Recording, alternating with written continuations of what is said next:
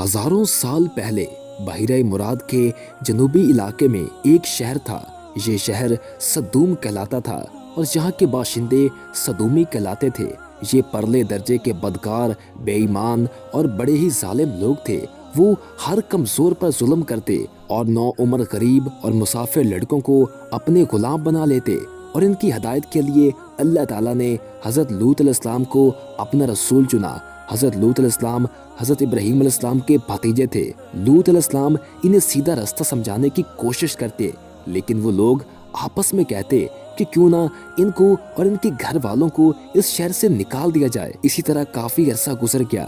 جب وہ لوگ ظلم سے باز نہ آئے تو اللہ تعالیٰ نے عذاب کے فرشتے لوط علیہ السلام کے پاس بھیجے۔ یہ فرشتے شام کے وقت نو عمر لڑکوں کی شکل میں لوط علیہ السلام کے گھر پہنچے۔ انہیں دیکھ کر لوط علیہ السلام سمجھے کوئی مہمان مسافر ہیں۔ آپ علیہ السلام نے سوچا کہ کہیں صدوم کے ظالم لوگوں کو ان کے آنے کا پتہ نہ چل جائے۔ آپ علیہ السلام جانتے تھے کہ وہ ظالم لوگ ان لڑکوں کو زبردستی اپنے غلام بنانے کے در پہ ہو جائیں گے۔ آپ علیہ السلام کی بیوی غدار عورت تھی۔ وہ ان لڑکوں کے بارے میں صدومیوں کو بتائی۔ فوراً ہی وہ ظالم لوگ آ گئے اور کہا کہ لڑکے ہمارے حوالے کر دیں۔ لوط علیہ السلام نے انکار کیا تو وہ لوگ لڑائی پر آمادہ ہو گئے۔ لوط علیہ السلام کہنے لگے، کاش میرے پاس مقابلے کی طاقت ہوتی۔ ان مہمانوں نے لوط علیہ السلام کو بتا دیا، فکر نہ کریں، یہ لوگ آپ تک نہیں پہنچ سکتے، ہم اللہ تعالیٰ کے فرشتے ہیں۔ یہ قوم آپ کی دشمن بن گئی ہے، اس لیے ان پر اللہ کے حکم کے مطابق عذاب نازل کریں گے۔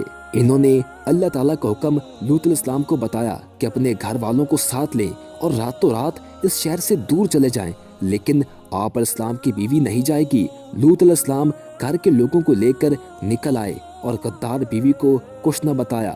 لوط علیہ السلام اور ان کے ساتھی تیزی سے چل پڑے۔ چند گھنٹے بعد وہ جب صدوم سے دور ایک محفوظ مقام پر پہنچ گئے اور صبح ہونے والی تھی، اس وقت ایک خوفناک عذاب صدوم شہر پر نازل ہوا۔ یہ ایسی ڈراؤنی چنگاہٹ تھی جیسے کوئی آتش فشاں پھٹ پڑے۔ زلزلے نے سارے شہر کو الٹا دیا، اس کے ساتھ ہی پتھروں کی بارش بھی ہوئی۔ یہ سارا عذاب اتنا اچانک آیا کہ ان نافرمان ظالموں کو بچ کر نکل بھاگنے کی مہلت ہی نہ مل سکی اور وہ مارے گئے، اور ان میں لوط علیہ السلام کی غدار بیوی بھی ہلاک ہو گئی۔ لوط علیہ السلام اور ان کے ایمان والے ساتھی اس عذاب سے بالکل محفوظ رہے۔